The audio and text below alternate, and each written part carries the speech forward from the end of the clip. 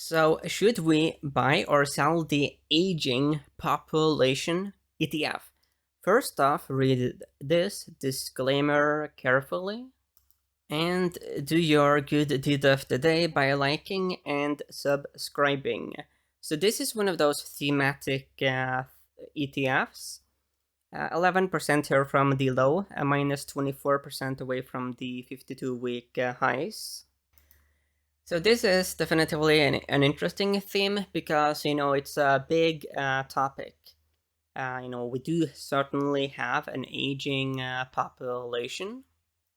And, this ETF consists of, companies that will benefit from, that group. Okay, so here is the chart. We do have a massive rounding top pattern. So that is bearish.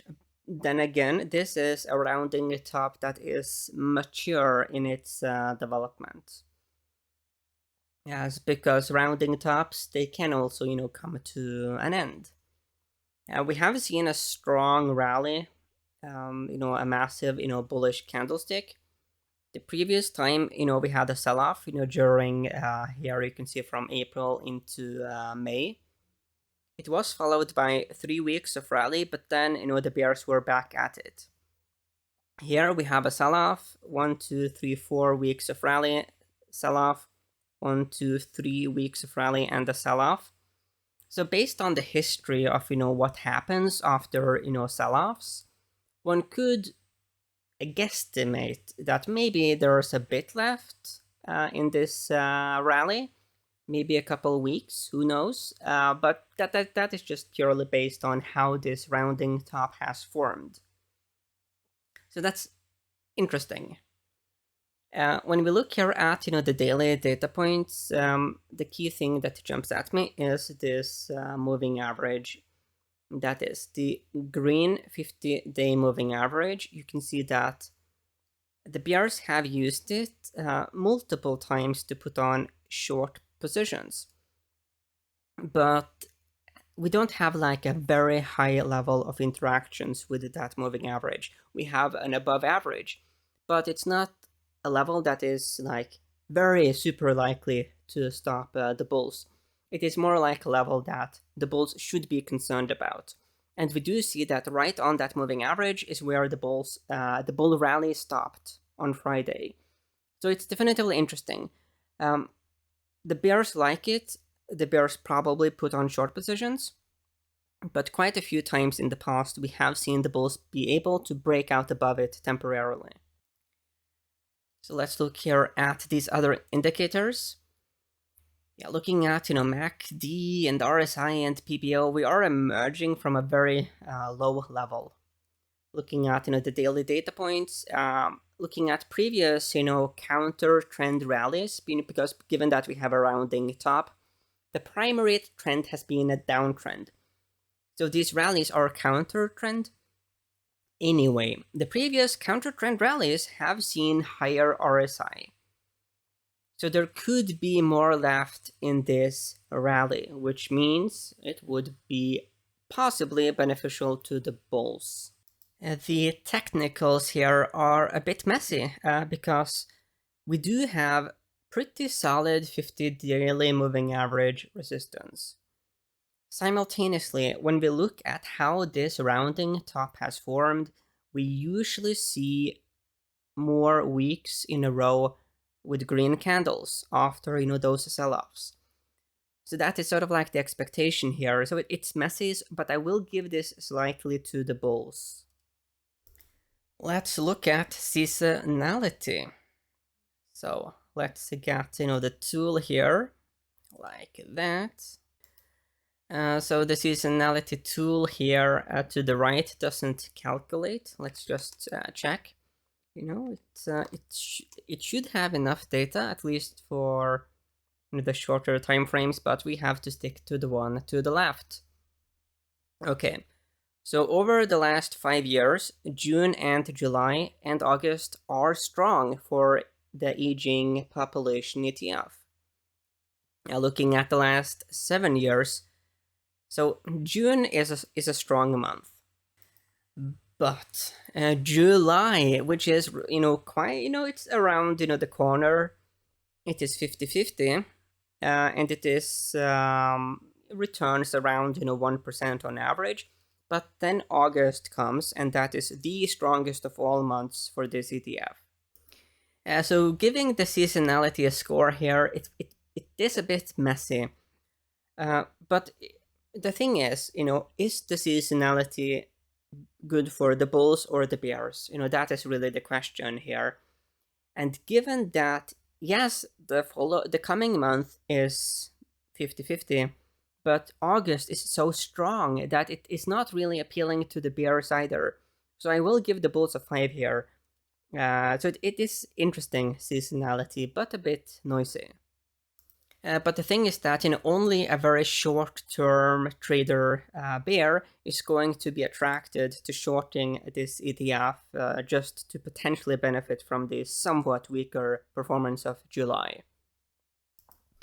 And that is very important to consider when evaluating any security, is what are the bears and the bulls going to do?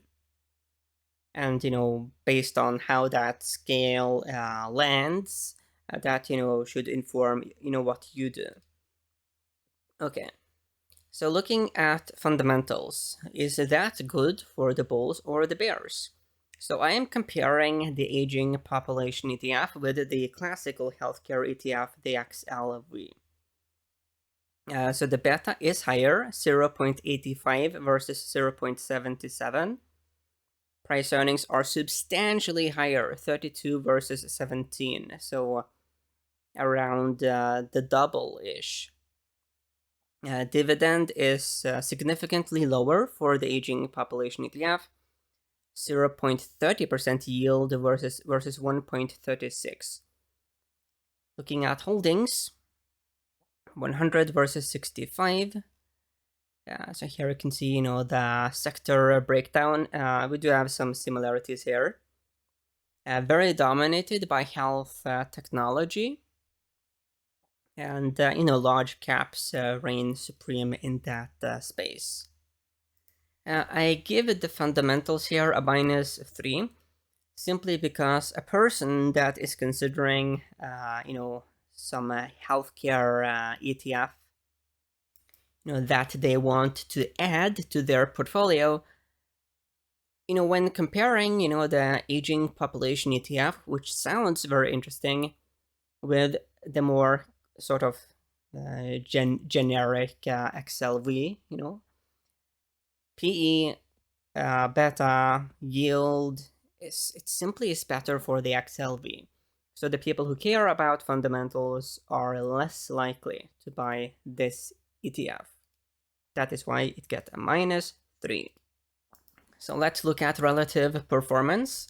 Long-term, weekly data points, we have 89%. Correlation with the S&P 500, 87%, meaning less, interestingly, with the XLV. 91% with XLI, which is the consumer discretionary ETF. Then -60% here with the dollar index. Daily data points, 87% with SPY, 86% with XLV. Now we do get 84% here with XLI, and -62% with the dollar index. So the strongest correlation, short and long term, it is with the XLI. But one could argue that we should look at the XLV. And I think I will do that, so because that makes a lot of sense. But interesting, well, a bit surprising correlations nonetheless. So here with the XLV, it has formed a rounding top-ish pattern as well. What we do see here is that we had a monstrously bullish candlestick this week, the week we just had. So after this sell-off here, 1, 2, 3, 4 weeks of sell-off, we had 3-ish weeks of rally. After this sell-off, it was a bit more noisy, but we had multiple weeks of rally. So that is the trend. The trend is after sell-offs, we usually see multiple weeks of bulls fighting. So that's interesting. It corroborates the idea that there could be more left here from the bulls.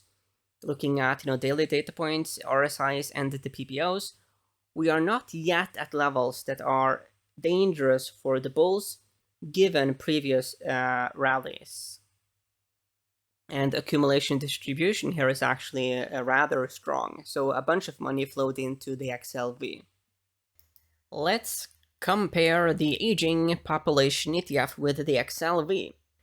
So the aging population ETF has definitively underperformed the XLV significantly.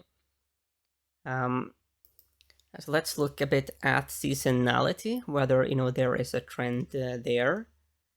That's not good. So the XLV usually outperforms the aging population ETF leading into 11th of July, and then it flips, and AGNG usually outperforms very short term, the XLV from 8-ish July to late July. So the interesting thing is that right around the corner is a period where the AGNG tends to beat the XLV. But it's a very short-term period, so there's that. Now let's look at XLV against the S&P 500.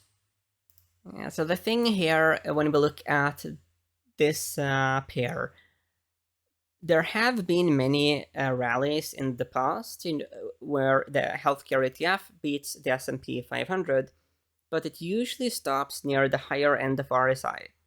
So you see this previous period, it topped around here.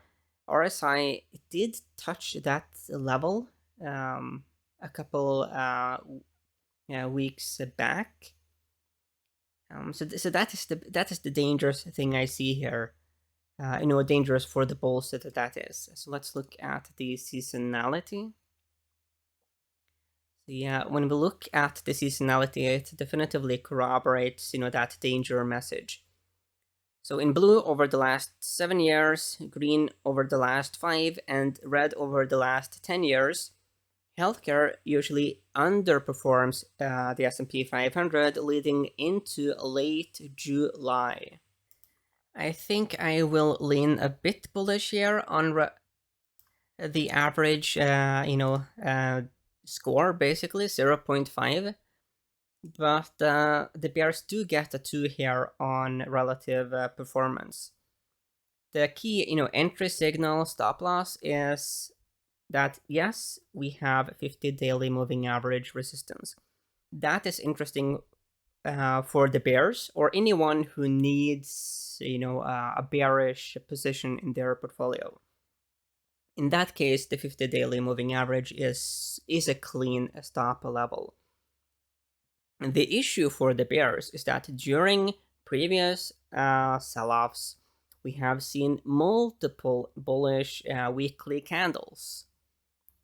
So there's reason to expect more, based on that trend, that how, this topping pattern has formed, and that is, likely to continue.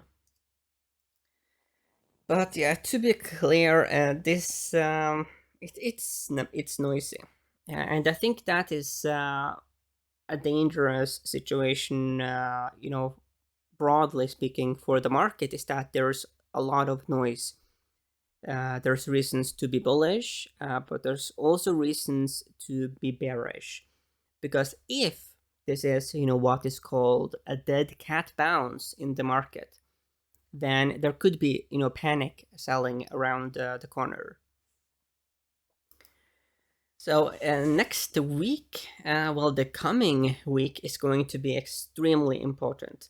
It's a really big deal, and you will have a lot of bulls and a lot of bears very eagerly looking at how price reacts to a bunch of indicators, technicals, fundamentals, you name it.